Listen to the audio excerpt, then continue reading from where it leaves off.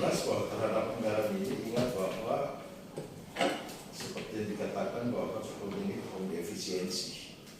Jadi memang kita bergerak dengan pengelolaan anggaran yang sudah berefisiensi.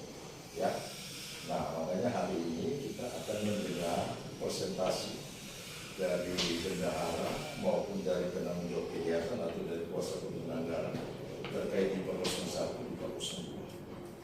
Namun mungkin sebelum sampai ke sana, ya,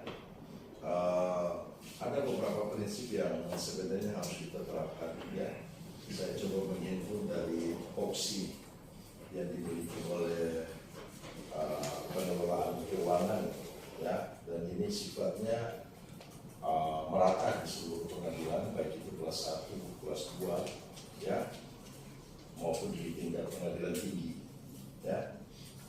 Jadi prinsip-prinsip ini saya pikir sudah dikerjakan oleh pihak kuasa penggunaan anggaran maupun pejabat penanggung jawab kegiatan, ya. Jadi di sini terkait prinsip zero toleransinya terhadap gratifikasi dan konflik kepentingan saya pikir sudah dijalankan, ya.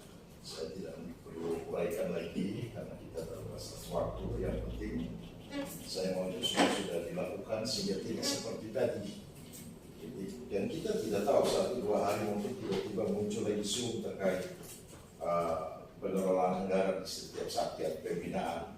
Sehingga data-data ini maksud saya sudah harus tersedia, terpenuhi, dan bisa diakses oleh pengadilan tinggi ketika itu memang harus diakses oleh pengadilan tinggi. Dan pembuatan sistem pengadilan internal ini, saya pikir pengawasan melekat oleh pimpinan, saya pikir Pak Wakil sudah lakukan itu selaku koordinator pengawasan, maupun oleh Pak Sekretaris selaku kuasa penggunaan anggaran kepada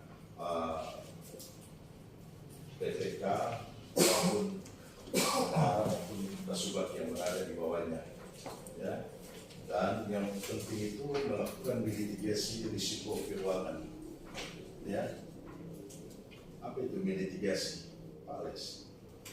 Mitigasi risiko itu apa itu? Saya tidak tahu, makanya saya tanya Pak Alex. Mitigasi itu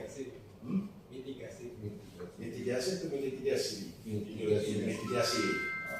Apa itu Pak Alex?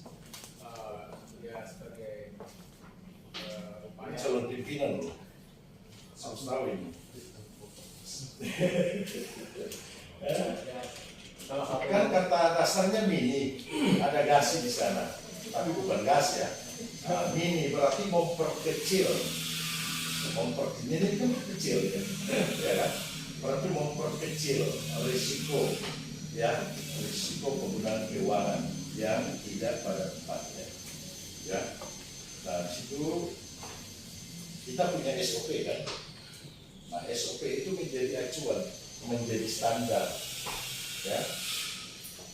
Mungkin kita selama ini hanya manajemen risiko hanya terkait secara global, ya, secara umum. Tapi ketika satu waktu kita diminta terkait manajemen risiko dalam pengelolaan keuangan, punya nggak kita? Nah, itu harus disiapkan, harus dipikirkan, ya. Itu harus kita pikirkan.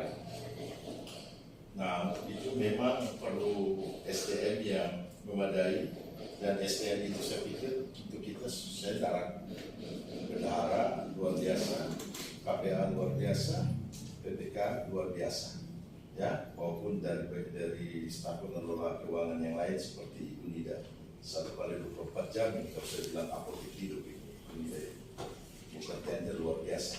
Tapi saya ragu ketika sudah ada laki-laki yang menyentuhnya sudah tidak ada 1x24 jam dan akan sudah berbagi waktu, ya kan? Sampai Farida sedikit lagi susah mau itu karena sudah ada waktu yang bagi Pak Ferry jangan ini sekarang boleh tangan macam-macam, ya sebentar sudah tidak boleh.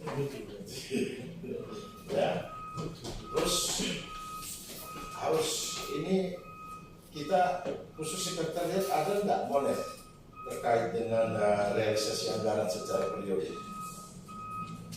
Pak, di sedikit kalau untuk Ya. keuangan ada aplikasi dari Kementerian Keuangan sendiri, terus ada LPD juga Ya. laporan. Artinya sekalipun terisi dalam aplikasi dalam bentuk link, tapi paling tidak kan kita punya fisik yang harus menjadi asli.